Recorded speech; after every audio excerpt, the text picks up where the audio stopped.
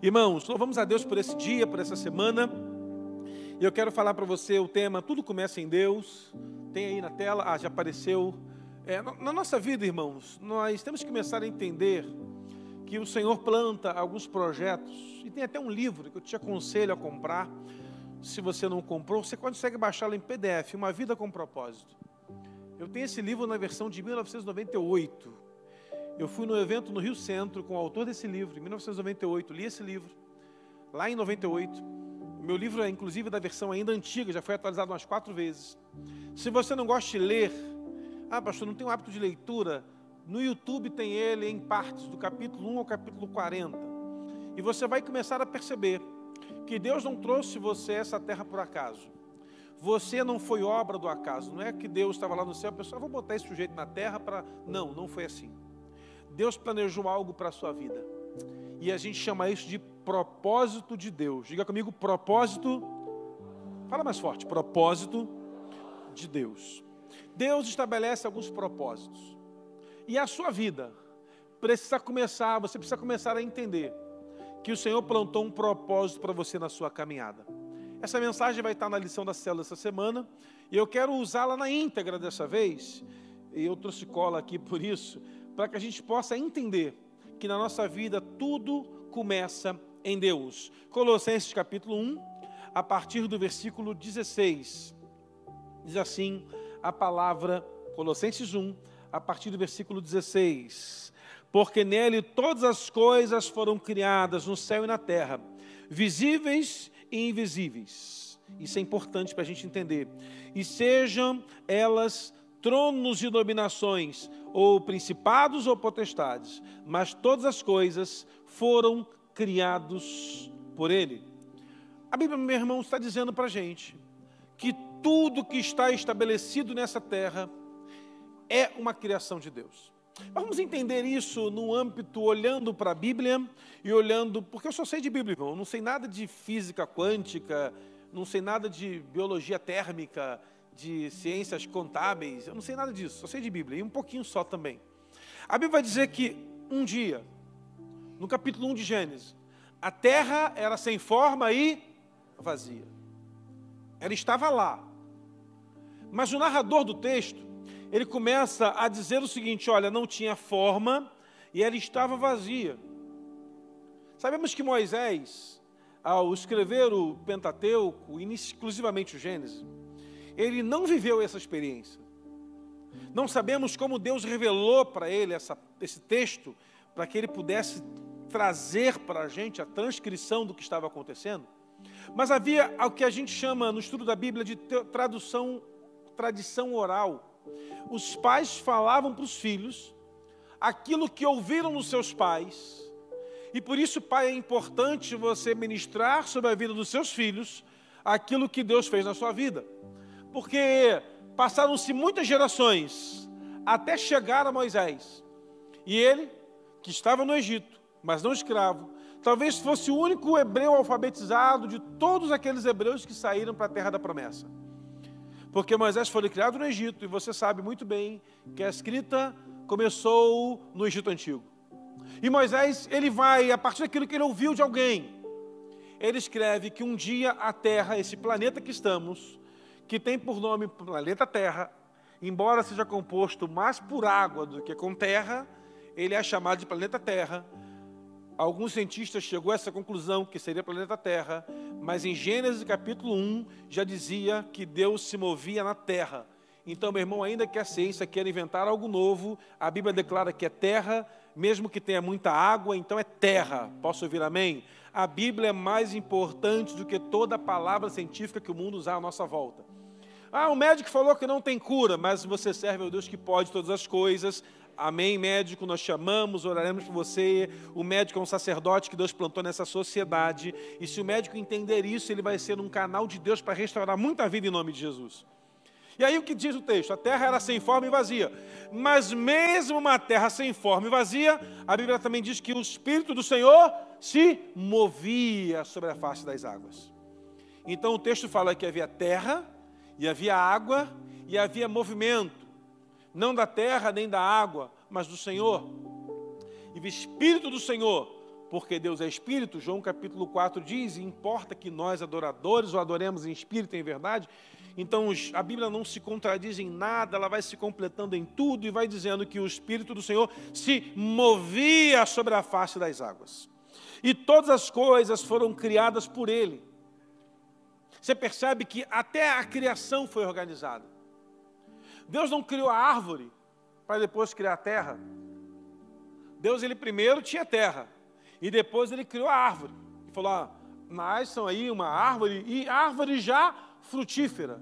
Porque aquilo que Deus libera sobre a sua vida já tem fruto, meu irmão. Você vai entendendo o profético, porque é profético isso. Tudo que Deus gerou na sua vida já tem fruto, meu irmão. Porque aquilo que Deus faz já vem frutificando. O problema é que há frutos que têm a sua estação. Eu não sei como é que é para plantar uma bananeira. Plantar bananeira, irmão, não é ficar de cabeça para baixo com a perna para cima, igual no circo, não. Plantar uma bananeira. Bananeira é aquela árvore que dá banana, amém? Você sabe, né? Aleluia, obrigado. Para plantar uma bananeira, o processo é muito mais prático do que plantar uma tâmara. E lá em Jerusalém nós aprendemos que quando se planta uma tâmara, ela demora 40 anos para dar um fruto. Pensa numa semente que você joga na terra, planta, prepara, e ela demora 40 anos para frutificar. Pensa, irmão, então, em pessoas que não querem plantar tâmaras, porque fala, puxa, pastor, mas eu vou plantar hoje com 40 anos e com 80 que eu vou colher? O processo dela é esse. Entretanto, a tâmara dá frutos por 200 anos ininterruptos. Olha que interessante, uma semente plantada hoje, a geração futura colhe, e toda ela vai ser abastecida pela semente que você plantou há 40 anos atrás. Isso é profético, irmão. Aquilo que você ministra sobre a vida do seu filho, na tradição oral do que Deus fez com você, vai gerar frutos para o seu filho, para o seu neto, bisneto, tataraneto, e ninguém da sua geração vai se perder em nome de Jesus.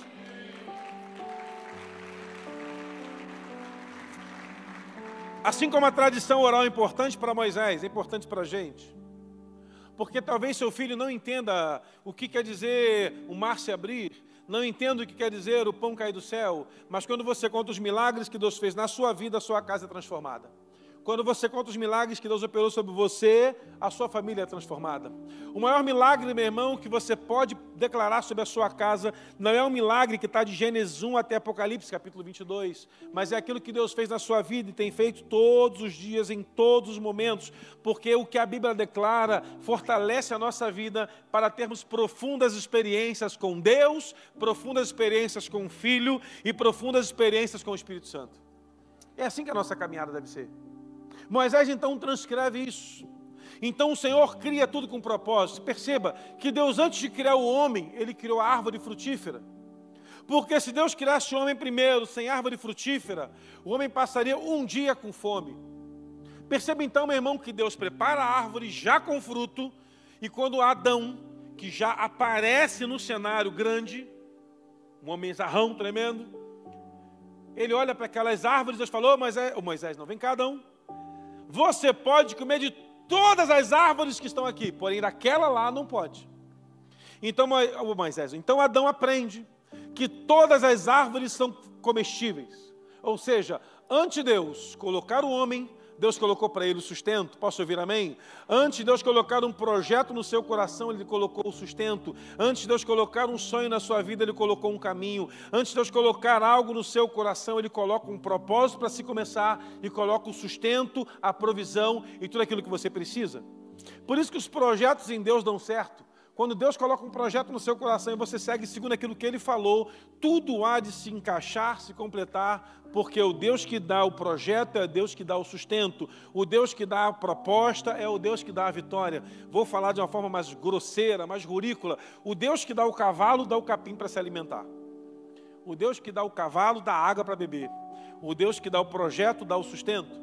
Então vamos entender isso. Por esse texto, tudo começa em Deus. O texto de Colossenses está dizendo para a gente que o Senhor, Ele tem algo estabelecido e nada foi criado fora do propósito dEle, tanto coisas visíveis quanto coisas invisíveis. O que é visível, irmão, no texto, é aquilo que nós podemos com os nossos olhos contemplar. E o que é invisível é aquilo que só a nossa fé pode contemplar. Já entendeu como duas pessoas, uma com fé e outra sem fé, se desenvolvem numa conversa? Você quer um exemplo? Conta-se uma história. O pregador gosta de contar história, né, irmão? Ah, meu Deus. Jesus. Que haviam duas irmãs.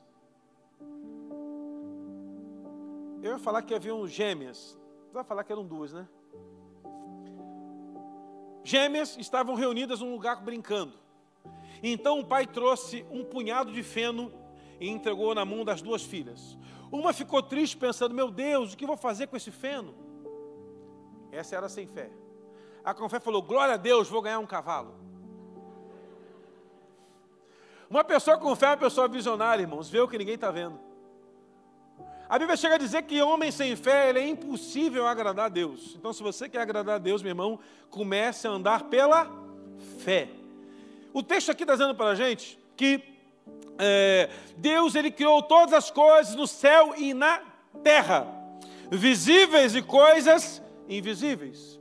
Então, Deus já criou a resposta que você está buscando numa atmosfera invisível, pela fé, que não é tangível, em que eu não consigo colocar na mente do outro para entender se ele não compartilha da mesma fé que eu.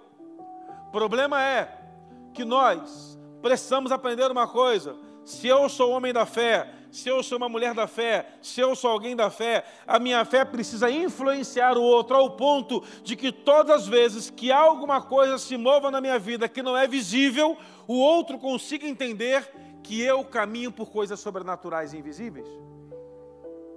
Irmãos, caminhar pela fé não é barato, não é fácil, mas a recompensa é muito grande. E o que isso tem a ver com propósito? Observe que o Senhor nos estabeleceu numa vida, e uma vida, irmãos, a nossa vida, ela é regida por decisões. Diga comigo, vida regida por decisões. Diga bem forte, decisões. É você precisa aprender a decidir. Você precisa começar a aprender a decidir. E decisões, elas partem de alguns parâmetros. Te dou aqui um exemplo. Uma pessoa infeliz com 50 anos de idade. Eu não vou perguntar quem tem 50 anos, porque vai ser constrangedor para alguns levantar a mão. Né? Porque esse negócio do Botox hoje em dia, né, irmão, muda tudo, né? O Botox muda tudo, não sei se você entendeu. O Botox é uma benção, irmão. Manda a mulher para o posto, manda encher o tanque, ó. Enche o tanque até o gargalo, não quero na reserva. A mulher vai voltar para casa assim, ó. Rota assim. Ela vai brigar contigo, ela vai continuar sorrindo, porque o Botox enche tudo, irmão. Preenche tudo. Botox é uma benção. Não vou falar de idade aqui. Uma pessoa com 50 anos que é feliz, e você no aniversário dela profetiza assim, profetizo mais 50 anos para você. A pessoa que é feliz fala, glória a Deus. Mas uma pessoa que é triste, e você fala assim para ela dos 50 anos, eu profetizo para você mais 50 anos, ela fala, Deus me livre. Porque para quem é infeliz, mais um ano é um sofrimento. Mas para quem é feliz, mais um ano é uma vitória, meu irmão. Para quem é infeliz, mais uma semana é um tormento. Para quem é feliz, mais uma semana é a graça de Deus. Para quem é infeliz, irmãos, mais uma hora é um sacrifício. Mas para quem é feliz, mais uma hora é tempo de vitória. Entenda, meu irmão, que você decide que tipo de vida você leva. Deus estabeleceu um propósito. E você pode escolher uma vida infeliz, triste, porque a circunstância que você vive hoje leva você para o visível. Entendeu isso? Uma enfermidade que a pessoa está passando, ela te coloca no visível. É o paracetamol, é o outro zol, mol, zevol. É os remédios que a gente toma, que todos têm um nome fantasia, mas a composição genérica tem vários nomes esquisitos. E aí você que está preso a um deles, você pode, nesse momento visível, dizer, puxa vida, eu estou carregando essa enfermidade que não fica boa nunca. Mas por invisível você pode declarar, Senhor, eu creio que muito breve serei curado, restaurado e liberto desses remédios. Por quê? Porque você que anda pela fé não anda no visível, mas anda no invisível. O problema é que se você quer andar no invisível, você precisa descobrir um propósito. Daí o livro Uma Vida com Propósito. Porque para andar pela fé, sem propósito, a sua vida vai ser uma confusão tremenda. Vai ser levada por ventos que te levam para todos os lados. Mas quando você encontra seu propósito, quando você encontra o que Deus tem para a sua vida, tudo se torna diferente. Em Cristo descobrimos que o Senhor tem um propósito para cada um de nós. Existe um propósito geral que a Bíblia nos dá pelo Evangelho. Eu não sei se eu conto, se eu guardo para de noite, se eu conto outro dia, se eu levo para o caixão. Conto ou não conto, irmãos? Pode não ser muito bom para você. Vou de novo. Conto ou não conto o propósito geral da Bíblia? Então vou contar, hein? Você que pediu. O propósito geral para todo crente é ir fazer discípulos. Pastor, não fiz discípulos. Você está fora do propósito. É melhor parar por aqui. É melhor parar por aqui, que alguém vai querer trocar o cálice da ceia comigo no final, vai ficar chateado. Continua ou não continua? Muito obrigado, eu já sabia que você ia dizer isso. O seu propósito é fazer discípulos. Não tem outro jeito de servir a Deus se não for fazendo discípulos. Jesus falou assim, portanto, ide. É uma ordem. Ele não falou assim, portanto, vai se quiser. Vai quando tem tempo. Vai de vez em quando. Vai quando sobrar horário na agenda. Vai quando você estiver saudável. Vai quando você receber salário da igreja. Vá quando, sei lá, você não tiver nada para fazer.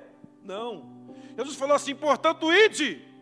Tem que ir e fazer discípulos. E o que é mais complicado, irmãos? Fazer discípulos de todas as nações. Então Deus vai pegar alguns aqui, vai mandar para a Europa, para a América Central, para a América do Norte, para a Oceania, para a África. Ah, ainda bem que o povo quer ir para a África. Não, não é a África do Sul não, irmão. Tem outros lugares na África também. Fazer discípulos. E de fazer discípulos. Fazer discípulos também na Padre Agostinho, fazer discípulos também na Corzina, não sei o que das quantas. Eu não sei, lá no Rio o nome de rua era outro.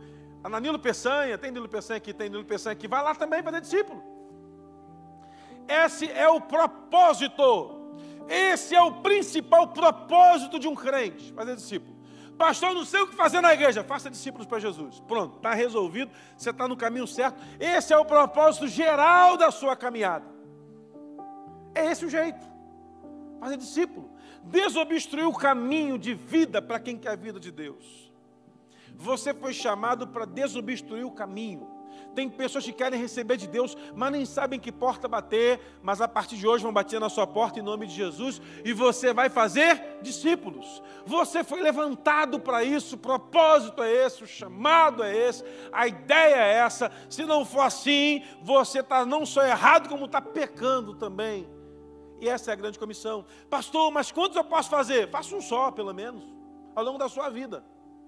Um só, tudo bem. Você não é obrigado a fazer muitos, mas é fazer discípulos. Agora, quando eu encontro o propósito, mas como fazer isso, pastor? Aí sim, aí a gente vai para o invisível.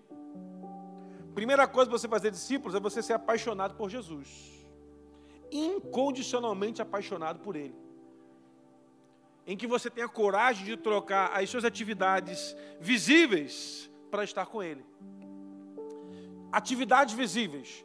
Jogo de futebol no campo lá do clube que você torce. É maravilhoso ver o jogo, eu adoro ver. Mas se tem algo para Jesus, tem que ficar no lugar do jogo. Pastor, eu adoro ir para a academia. Para mim, a academia é o lugar mais maravilhoso que tem no mundo. Eu já não gosto muito, vou porque eu sou obrigado.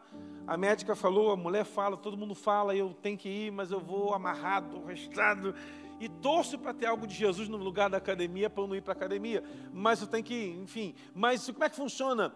Eu sou apaixonado por Jesus, eu abro mão do que é meu, por aquilo que é dele. Porque Romanos 11 diz que porque dele, por ele, para ele são todas as coisas. Tudo pertence a ele, então glória, pois a ele eternamente. Amém. Você pode glorificar o nome do Senhor por isso e aplaudir bem forte ao nosso Senhor. Olha que interessante, irmãos. A igreja lá em Colosso está recebendo uma palavra, fazer discípulos. E aí, esse é o meu propósito. Eu preciso encontrar esse propósito na minha vida. Deus me criou para isso. Eu não consigo imaginar. Irmão, tem até um filme, quando eu era criança, que o Michael Jordan jogava beisebol no filme. E eu não lembro o nome do filme, mas é esse aí mesmo que você está lembrado. E depois o LeBron fez outro, mas o do Jordan que era esse. E ele, imagina o Neymar jogando vôlei de praia, irmão. Imagina, se o Ayrton Senna fosse vivo jogando ping-pong, não dá certo, irmão. Ele foi para parece que aquilo está encaixado, tem a ver. Tem pessoas que você olha e fala, meu irmão, você nasceu para isso. Pessoas que acharam o seu propósito vão ser reconhecidas por outros. Olha, você nasceu para isso. Eu lá no Rio tinha uma alfaiataria que eu fazia camisa lá. Porque eu tenho um problema, irmão, eu sou muito alto, braço é desproporcional ao resto do corpo, é tudo errado, irmão. E aí eu ia lá na alfaiataria, e aí uma alfaiataria Cunha, uma senhorinha lá, irmão, morreu, que pena que aquela senhorinha morreu. Eu cheguei lá e ela fez as medidas do braço, do punho, da gola, e aí quando a camisa vinha, sabe quando você veste assim? Porque quando você vai comprar uma camisa, para quem tem braço comprido, falta pano, falta braço, sobra braço, é um negócio esquisito. Mas com ela não. E ela fazia, e quando eu colocava a camisa, ela falou, você quer que eu bote seu nome na blusa? Eu falei, não, bota não, porque um dia eu posso dar para alguém. Ela, não, essa blusa é igual caixão. Eu falei, está repreendido, minha senhora. A senhora também tem convênio com a funerária? Pelo amor de Deus. É feito exclusivamente. Então, irmão, a blusa era exclusiva. E ela tinha lá uma ficha com meu nome, com meu telefone e com as minhas medidas. Aquela blusa foi produzida para mim. Entretanto, aquela senhora nasceu para isso. Que bom que ela aceitou o propósito de ser uma costureira, de ser uma alfaiate. Porque se ela se tornasse uma cozinheira, talvez não me agradaria tanto quanto ela alfaiate. Sabe o que é isso? Você contar aquela pessoa e falar, fulano de tal dirige também, nasceu para isso. O ciclano é professor de matemática, de inglês. Eu tive um professor na faculdade, irmãos. A prova daquele camarada era a prova mais fácil do mundo. Eu achava aquilo um absurdo. Cara, a prova é muito fácil. Todo mundo, quer dizer, todo mundo não, muita gente tirava 10, alguns não tiravam nota boa. E eu falei que, professor, o que acontece? A sua prova é muito fácil. Ele, não. É porque você entendeu a matéria. E é um negócio engraçado, irmãos. A forma como aquele professor também era crente, a forma como ele ensinava em sala, só não aprendia quem não tinha interesse. Nasceu para aquilo. Professor universitário, virou coordenador do curso, depois abandonou isso, foi só dar aula. E agora dá aula no mestrado, na IBRM e vai assim. Sabe o que acontece, irmãos? Nasceu para aquele propósito. Tem pessoas que foram nascidas para propósitos, mas se perderam na sua caminhada. Esse é o propósito geral da igreja. Se você é igreja, amém? Fazer discípulos. Os discípulos começam em Deus e passam por você. Você vai perceber que havia um eunuco no meio do caminho. Esse cara está caminhando para a sua cidade. Ele era um cara importante na Etiópia. E Deus está fazendo avivamento em Samaria. E pela fé o Senhor tira Filipe de Samaria e faz com que ele seja transladado e apareça no meio do caminho. E ele para do lado da carroça, da carruagem. E o cara está lendo a Bíblia. E ele pergunta para o Filipe assim, Filipe fala assim, tu está entendendo o que você está lendo? Aí o cara fala, não entendo nada, não tem quem explique. Filipe senta naquela carruagem e vai ensinando para ele a palavra. E aquele homem vai entendendo a palavra, olha o propósito. O Filipe tem um propósito de ensinar, aquele homem tem interesse em aprender, e aquele homem vai aprendendo. Quando aquele homem acaba a conversa, ele fala, eu quero, ali tem água, me batiza, por favor. E o Filipe batiza aquele homem e volta para Samaria para continuar a proclamação do evangelho naquela cidade. Sabe o que é isso? Deus encontrou um coração desejoso e um coração alinhado. Que Deus coloque nessa semana, na sua volta, corações desejosos. E que você tenha um coração alinhado em nome de Jesus, para encontrar um coração desejoso, a se tornar apaixonado por Jesus. E quando você for falar de Jesus para essa pessoa, haja nos seus olhos a plenitude, o brilho, o vigor, o amor, a paixão, que nunca falte de você um amor incondicional por Ele. Esse é o segundo estágio do propósito. Você não foi criado como ser humano para se prostrar a qualquer outro que não seja o Senhor. Então, é uma coisa importante. Se o meu propósito, se o ID, se a ordem é a fazer discípulos, e esse é o propósito geral, o propósito universal de cada homem plantado nessa terra é ser um adorador. Isso não é só para o crente, por incrível que pareça. Deus não criou adoração só para o crente cantar. Não. Importa que toda a língua confesse que Jesus tem todo o poder no céu e na terra. Se não confessou, vai confessar no dia final. A igreja vai ser arrebatada. Tem um louvor desse seguinte que eu estou aqui. Vai chegar um dia que ele vai voltar para buscar a sua igreja. Eu e você estaremos lá preparados em nome de Jesus, com o coração alinhado com muitos discípulos que fizemos para a glória de Deus. E aí vamos nos ajoelhar e confessar que Ele é o Senhor. Pastor, mas o cara é ateu, ele vai ajoelhar e vai confessar também. Mas já morreu, ele vai ressurgir dos mortos, vai ajoelhar e vai confessar também. Mas ele foi contra o Evangelho, vai se ressuscitar, vai ajoelhar e vai confessar também, porque a Bíblia diz que toda língua confessará que Ele é o Senhor, meu irmão. Então vai ser toda a língua, a minha língua, a sua língua, Adolf Hitler, Lenin, Mussolini, Lula, Fidel, Bolsonaro e quem quer que seja, todos vão confessar que Ele é o Senhor, mas o cara não cria, mas ele vai ter que dizer de verdade, Ele é o Senhor. O problema é que quando você não encontra o propósito, você é infeliz. Quando você não encontra o propósito, você é infeliz. Porque o propósito te leva para o caminho da alegria, da plenitude, da felicidade. Portanto, há um convite nessa manhã, seja plenamente feliz. Pastor, Deus me deu um talento para cantar, para pregar, para falar, e por que você não está usando? Não sei, está infeliz por isso, te garanto. Está infeliz. Está infeliz. É interessante que, na nossa trajetória de vida, nós vamos conhecer pessoas que estão plenamente alinhadas com o seu propósito. E pessoas que estão plenamente desalinhadas com o propósito. A gente está perdida. Eu não sei você, mas eu ando aqui em Curitiba de GPS, vai fazer um mês e pouco, e meu irmão, como é difícil dirigir por aqui. Porque fala assim, mão inglesa, eu não sabia que eu estava na Inglaterra, e de repente eu entro na Inglaterra, e aí eu saio da mão inglesa e volto para a mão brasileira, aí meu Deus, volta tudo normal. Eu estou com medo de atropelar a rainha qualquer hora dessa por aqui, de tanta mão inglesa que tem nessa rua. Se bem que ela já morreu, né? Vai atropelar outra rainha, outro rei, alguém vai ser atropelado. Nessa mão é muito difícil, irmão. Lá no Rio, eu entrava num carro e fechava o olho, eu chegava onde eu queria. Aqui não. É muito difícil. Eu estou perdido na direção. Então, quando alguém fala, vamos em tal lugar, dá para você me buscar? Dá, ô, glória a Deus. Porque eu fico olhando, porque alguém me pergunta, pastor, o que você gostou de Curitiba? De tudo. O que você não gostou? Radar. Eu não gostei do radar, irmão. Eu não sei se você gosta. Um dia que eu encontrar o prefeito, fala, prefeito, bom te conhecer, vou te falar um segredo, que todos os radares queimem em nome de Jesus. Se ele falar amém, eles queimam.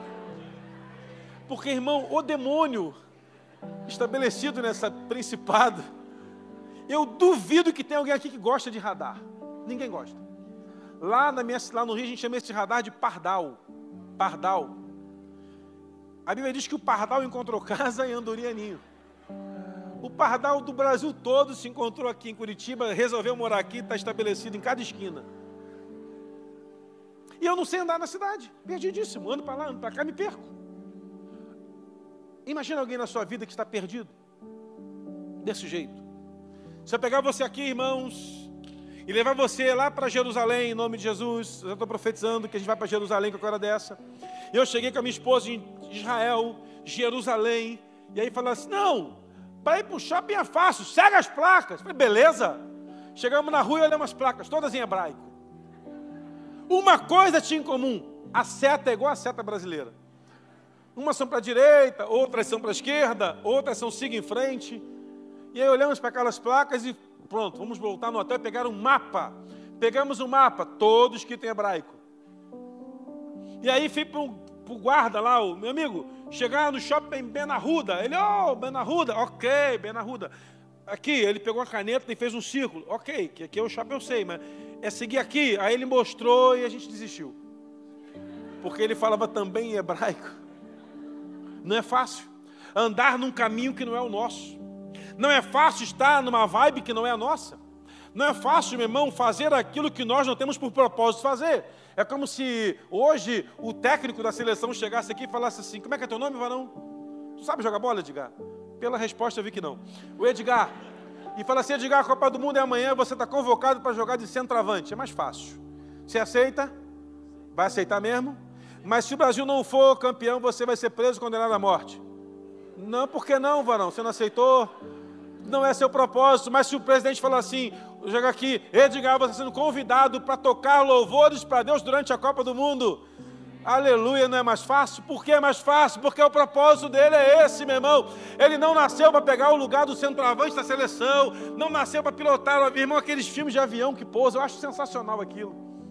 Porque eu fico pensando, como pousa um avião? Irmão, eu não sei nem como... Meu irmão, imagina, aperte o cinto e o piloto sumiu. Os mais Nutella não vão entender o que eu estou falando, mas é um filme que o piloto sumia. E aí o ator, que era um comediante, pousava um avião, e era uma coisa sensacional, e estava todo mundo descabelado no final, mas pousou, irmão. Imagina o avião ser pousado por alguém que nunca entrou na cabine. Irmão, mas existe alguém que tem um propósito para aquilo. Entendeu a diferença? Você está num voo e fala assim, ó, o piloto, os dois morreram, o auxiliar morreu, ninguém sabe. Eu vou meter a mão naquele negócio, irmão, porque eu não sou doido, pelo menos eu vou morrer tentando.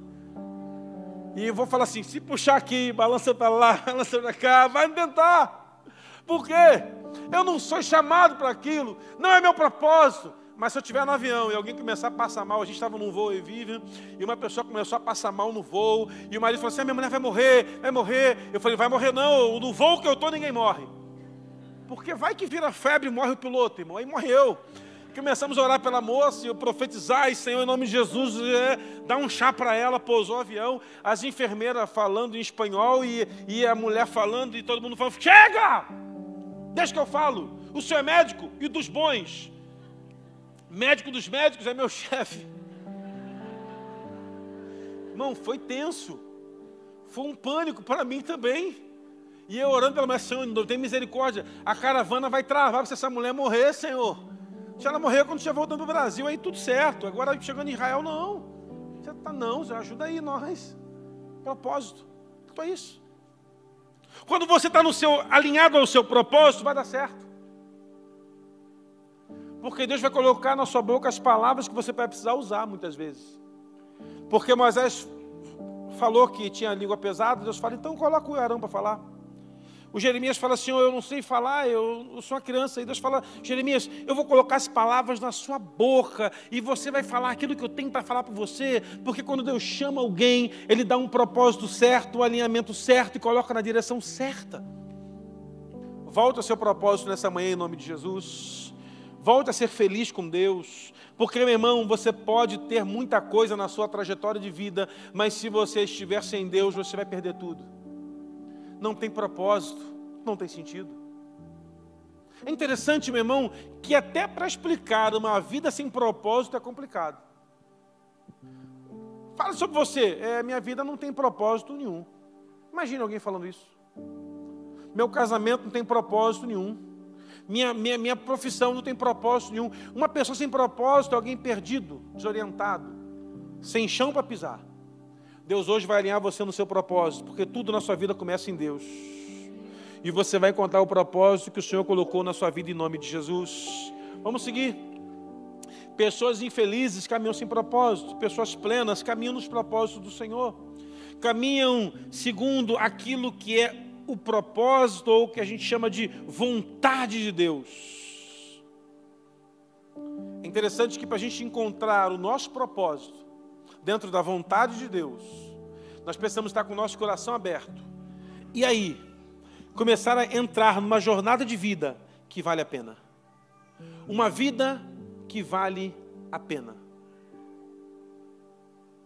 Irmãos, uma vida que vale a pena é aquela vida que transmite, irradia, impulsiona, movimenta e alcança outros. Uma vida que vale a pena, meu irmão, é uma vida que a sua jornada fala mais por você do que você mesmo. É engraçado que a gente, às vezes, tipifica pessoas por aquilo que vemos nelas. E tem pessoas que andam sorrindo por aí. Mas eu, uma vez, ouvi um professor no seminário dizendo o seguinte, quando você vê uma pessoa sorrindo num jornal, numa revista, cubra os lábios da pessoa e olhe a foto, porque os olhos falam se a pessoa está sorrindo ou não. Eu conheci uma moça que era artista, que fez televisão, mas não foi famosa, evidentemente, senão não me conheceria. Os famosos que eu conheço estão todos aqui dentro. Então, amém, obrigado pela ajuda. E os que não vieram, então online, e que vão ver depois, eu também são os que eu conheço famosos. E aí, essa menina, ela disse, contando lá na faculdade a história dela, de que ela entrou para trabalhar no cinema, ganhou muito dinheiro, mas era extremamente infeliz e preferia não ganhar o que ganhou e ser atendente de balcão de qualquer loja de conveniência do Brasil. Eu falei, mas por que isso? Porque o dinheiro não compensou a tristeza que eu carreguei todo o tempo que eu trabalhei na televisão e fazendo cinema. Sabe o que é isso, irmão? A pessoa é rica, mas está infeliz. E eu vou falar de pobre, porque de pobre eu entendo, irmão. De pobre eu entendo. De pobre eu entendo, irmão. Eu não sei você, mas pobre eu gosto chamado promoção. O nome mais chique é liquidação. É muito difícil, irmão. Você está num lugar, no supermercado, não importa qual. Cadê a câmera? Câmera, vem comigo, câmera, deixa eu me ver, estou lá. Você está no mercado lá, tocando aquele louvor que eu sei que o Edgar não conhece. Calmo, sereno e tranquilo, nananana, em pecado algum, empurrando o seu carrinho, tranquilo. Você está lá empurrando o carrinho, procurando o preço de papel sanitário, papel higiênico, detergente. Você está naquela ala ali de limpeza, sabão em pó, está com a caixa de sabão em pó na mão. Aí de repente, isso é pobre, irmão. Eu sei que vocês não sabem disso, vocês não passam por isso. Aqui eu acho que nem tem isso. Mas algum canto de Curitiba tem isso. Aqui não, mas algum canto tem, você vai entender. E de repente entra uma voz assim, extra, extra, extra, promoção do arroz princesa de R$ 29,90 por R$ 5,99. Irmão, eu não sei o que acontece, mas você começa a andar, meu irmão, lá, e você chega lá e, cadê o arroz? E você agarra o arroz aqui, e você comprar 1 quilo, você leva 6 pacotes de 30, de 20, de 10 quilos, de 5 quilos. E aí você está lá do lado do arroz. O cara que não é gente, o cara não é gente. O cara que faz isso, que fala, não é crente, não. Ele fala assim, e agora, podia falar ordenado, né, sessão por sessão. E agora o frango de R$19,90 por R$5,99. E você já começa de novo, irmão. Eu sei que tem momentos na vida que é uma maratona no mercado. Vale mais do que uma semana de academia. E é sempre uma voz bonita, né? Meu amigo, querido consumidor, que bom ter você aqui conosco nessa manhã tão maravilhosa de domingo, no nosso mercado, você é da família e tal. Agora a promoção, hein? A promoção, já fica assim, ó. Qual lá? Qual que é?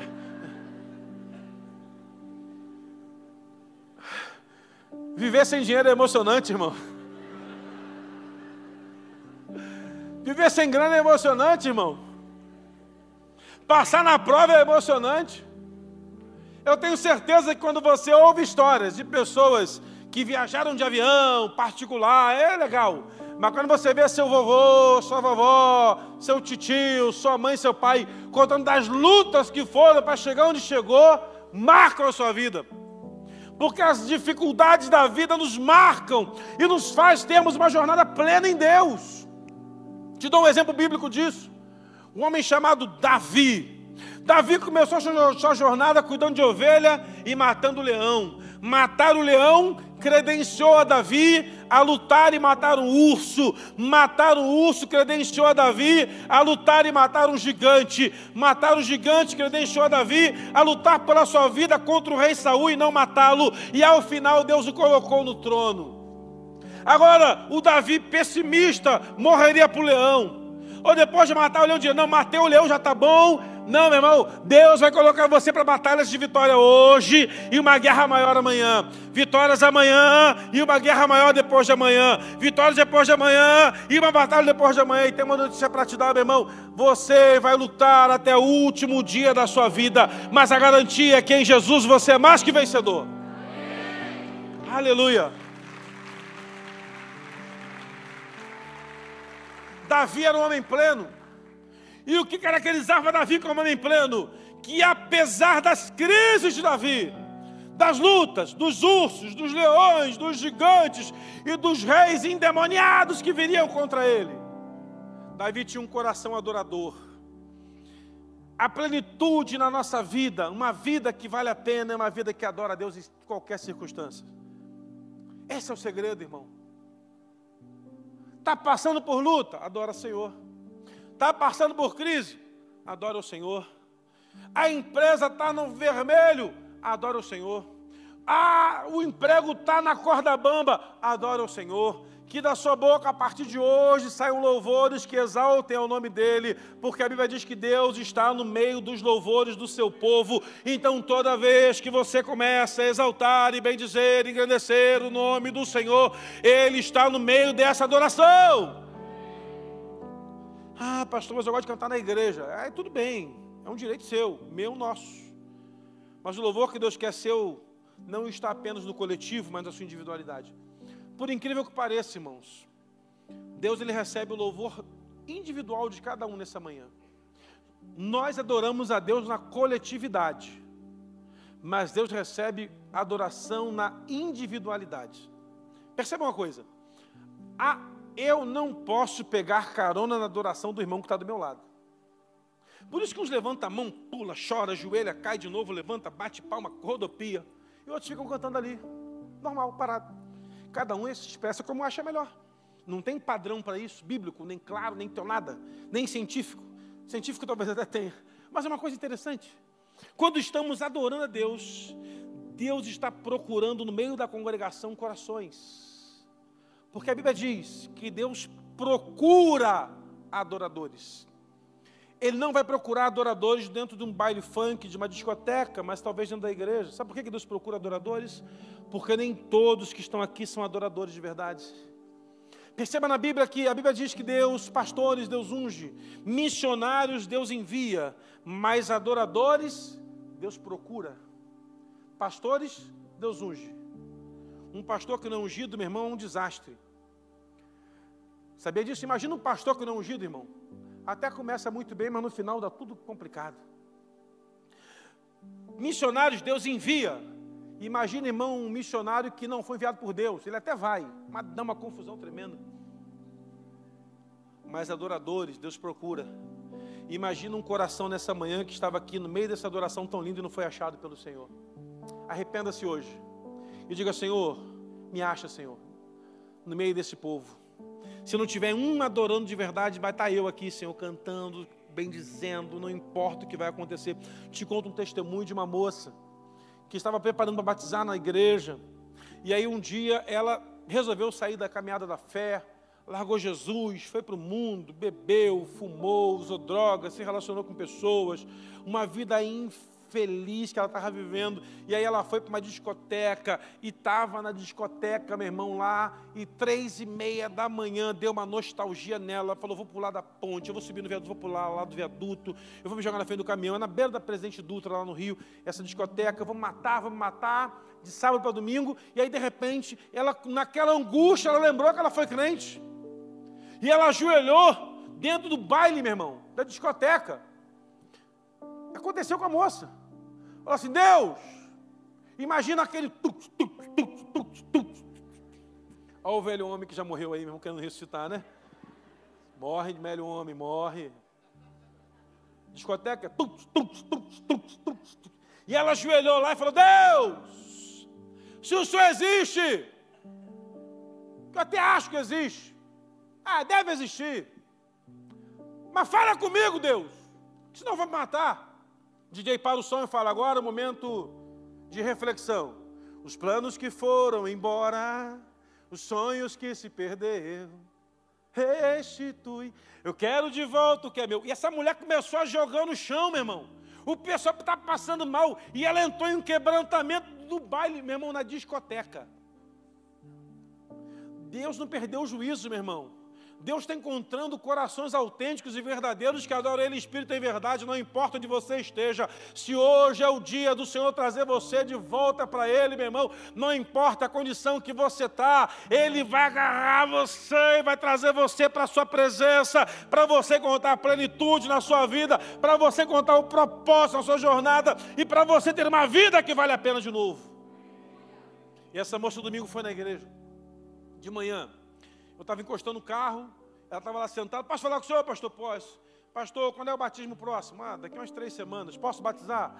Pode, você fez a classe. Não fiz tudo, então volta para a classe. Essa moça batizou, depois, mudou para longe de onde a gente morava. E um dia, Eu estava lá no Instagram, ela mandou mensagem: pastor, o senhor lembra de mim? Não lembrava muito não, me casei, Deus mudou minha vida, estou servindo a Deus aqui na igreja onde eu estou, lidero célula, Deus é fiel. Agora Deus achou um coração adorador, onde só estavam adorando outra coisa. Uma jornada que vale a pena é essa. Irmãos, entenda, que se a tua vida começa em Deus, que o Senhor seja a fonte de tudo para você. Que o Senhor seja a fonte de toda a sua caminhada. Que o Senhor seja a fonte da sua jornada. Que o Senhor seja a fonte. Que o Senhor seja o motivo principal para você permanecer na sua caminhada. Não seja o recurso, o dinheiro, as bênçãos. Tudo isso é meus irmãos, é bom demais ser abençoado. Como é bom ser abençoado. Mas ser abençoado sem o dono da bênção não tem propósito nenhum. Eu quero dizer para você, meu irmão, nessa manhã, que o Senhor está convocando você para ser uma pessoa plenamente abençoada. Entretanto, uma decisão você tem que tomar. Em que estágio eu estou? Para que direção eu vou? Onde vou estabelecer a minha caminhada? Onde vou estabelecer a minha vida? Onde eu coloco os meus pés? O que vai ser de mim daqui para frente? E o que fazer? Te dou a resposta para tudo isso. Comece a entender, meu irmão, que Deus tem um propósito para você. Pastor, não sei qual é ainda. Deus sabe. Procure o Senhor. Ele vai colocar você alinhado com o seu propósito. Amém? Segundo, seja feliz. Tenha uma vida plena. Não olhe para o momento presente. Olhe para aquilo que a Bíblia chama aqui no texto de Colossenses de invisível. Ninguém está vendo, mas eu creio. Vai acontecer. Terceira coisa, tenha uma jornada de uma vida plena em Deus. Tudo é dele, porque dele, por ele, para ele são todas as coisas. Glória, pois, a ele eternamente. E por último, veja Deus como a única fonte da sua vida. Você pode beber de qualquer fonte, meu irmão, mas a única fonte que não cessa é o Senhor. A única fonte que não seca, não para de jorrar, é o Senhor. Ele é a fonte da minha e da sua vida. Ele é a fonte. O nosso sustento vem dele, a fonte é ele. Tudo que temos vem a partir dele. Ou seja, então, eu tenho que entender, se o Senhor é a fonte, por que estou bebendo em outras fontes? Porque você ainda tem sede, quando você não encontra a fonte que é o Senhor. É interessante, meu irmão, que um coração sem Deus vai beber em qualquer fonte que lhe apraz. Mas um coração em Deus é tão saciado, que a palavra de Jesus é, dentro dele fluirão rios de águas vivas. A fonte está em nós, está em você. Por esse motivo, pessoas sem propósito vão te procurar, porque de você jorra uma fonte para a vida eterna. Era o que você está dizendo amém, né, meu irmão? Jorra dentro de você uma fonte para a vida eterna, e é uma fonte que não cessa, que não acaba, que não seca, que permanece todos os dias e dias e dias e dias até a eternidade. Pastor, mas e se eu morrer? A fonte vai continuar jorrando, não a fonte física, de que você vai trazer para as pessoas, mas a fonte do seu legado, da sua história, dos discípulos que você construiu, porque esse é o chamado que Deus tem para a sua vida. Eu queria que vocês colocassem de pé nessa manhã, se coloquem de pé nesse momento, e eu quero orar com você. Eu quero orar com você que está aqui nessa manhã, e está afastado do caminho da fé, que se distanciou da palavra do Eterno, que está longe de Jesus. Você sabe do que eu estou falando, pastor? Eu já servi, eu já fiz, eu já fui diácono, já fui líder de célula, eu já trabalhei com casais, eu já fui de ministério de intercessão, eu já cantei em coral, já toquei na igreja, eu já trabalhei no estacionamento, eu já fiz tanta coisa. Para você que já fez, eu quero dizer para você que nessa manhã o Senhor está chamando você de volta, para você voltar a caminhar, voltar a fazer, voltar a ser, voltar ao seu propósito. Quero que você curve sua cabeça, feche seus olhos nessa manhã, todos nós, feche seus olhos. E se você nessa manhã quer voltar para Jesus, quer encontrar-se com o autor da vida, o único propósito que você precisa é Ele. Se você quer nessa manhã voltar para Jesus, eu quero convidar você a fazer uma oração comigo, para voltar, dizendo assim: Senhor, eu quero voltar. Fala no seu coração: Senhor, eu quero voltar. Eu quero que o Senhor volte a ser a minha fonte, a fonte a jorrar para coisas eternas. Senhor, volto, quero voltar. Se você nessa manhã faz essa oração de que você quer voltar para o Senhor, está toda a igreja de olho fechado e orando. Vou pedir para os intercessores transitarem, ficarem atentos, por gentileza. E o povo também da qualidade total fica atento. Se você fez essa oração e quer voltar para Jesus, onde você está, levante sua mão e diga: olha, eu quero voltar para Jesus hoje. Eu quero voltar a servir no altar. Eu quero voltar a servir como servo. Eu quero voltar a trabalhar na casa do Senhor. Eu quero voltar a abençoar vidas. Eu quero voltar para uma célula. Eu quero voltar para o Senhor. Alguém nessa manhã que volta para o Senhor? Temos um jovem lá atrás, pastor Maurício lá atrás, um jovem de mão levantada. Mais alguém nessa manhã que volta para o Senhor? Eu quero voltar para o Senhor. Você vai, mais uma pessoa aqui, por favor, aqui um rapaz aqui, intercessores, movimenta rápido para mim aqui. Rapaz, mais alguém nessa manhã que volta para o Senhor. Os pastores podem ajudar também. Liga essa mão e diga: olha, eu quero voltar. Faz um sinal, a gente quer orar com você. A gente quer abraçar, quer receber você, quer abençoar você. Há mais alguém assim? Amém. Temos uma jovem aqui na frente, por favor, aqui, ó, por favor, fica atento aí, povo de Deus. Há mais alguém nessa manhã que quer voltar para o Senhor? Olha, eu quero voltar. Chega de lágrima, chega de um caminho perdido.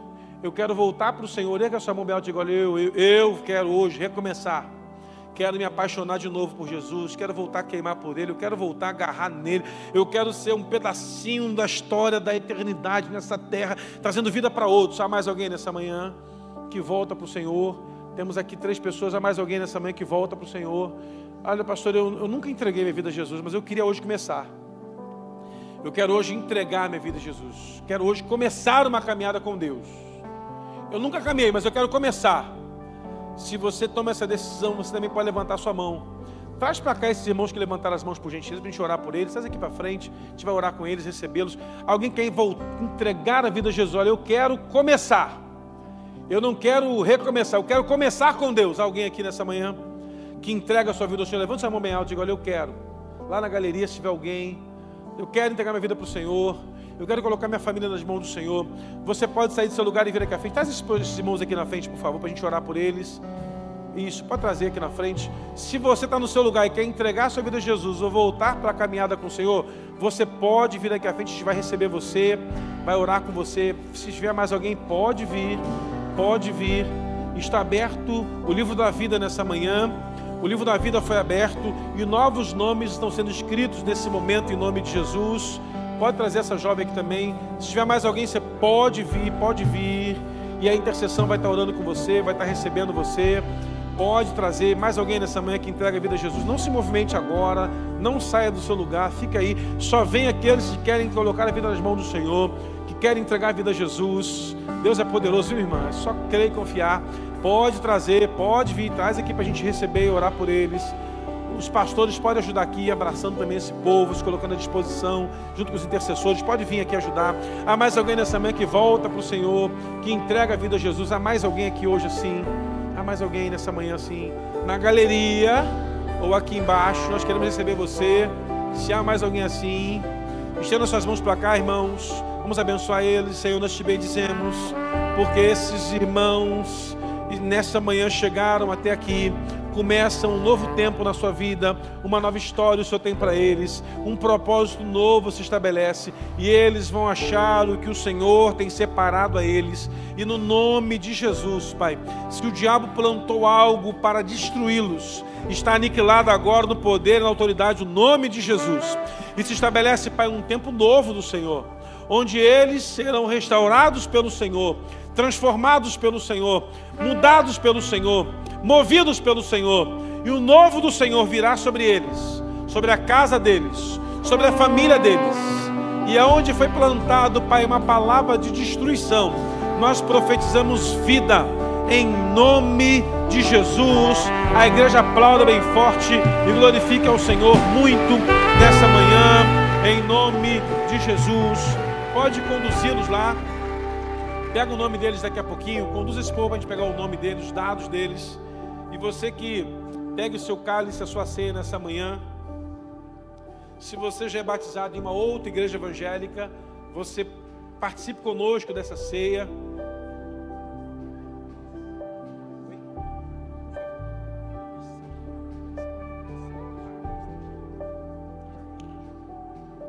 Amém? Irmãos, vamos lá.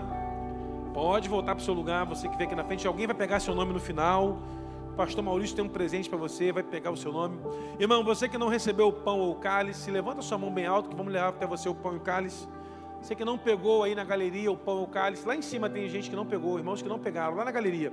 Sobe lá, por favor. Mantenha a mão levantada até você receber o pão e o cálice. Isso.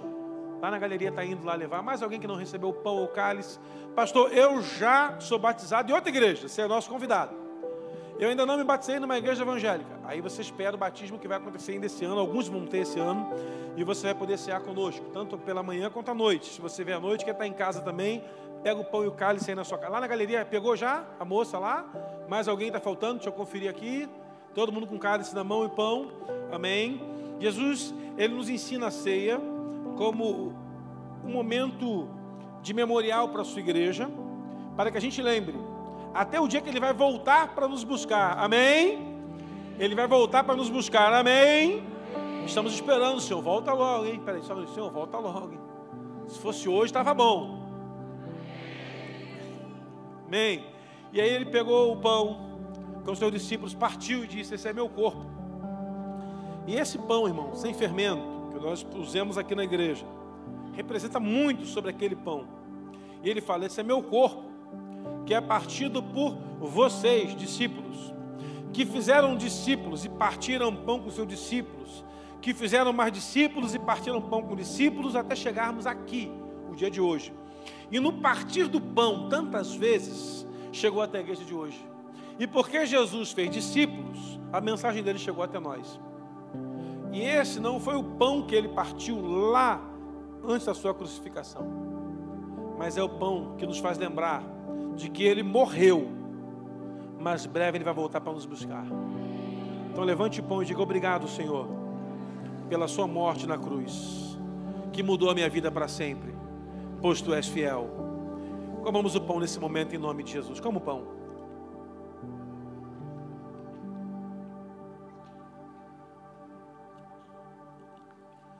E depois de Ele haver ceado, Ele pegou um cálice, dizendo: essa é uma nova aliança que é feita para aqueles que comem do pão, para aqueles que mudaram a sua vida. Fazer isso todas as vezes que vocês beberdes em memória de mim, em memória ao Senhor Jesus. Tomamos o cálice nessa manhã. Obrigado, Senhor, porque o Senhor mudou a nossa história. Obrigado porque a cruz nos trouxe até aqui. E a cruz nos levará, Pai, até a eternidade. A cruz é a ponte que nos tira desse mundo pecaminoso e nos leva até a Tua presença. Te louvamos por isso, Senhor. Pega essa mão bem alto.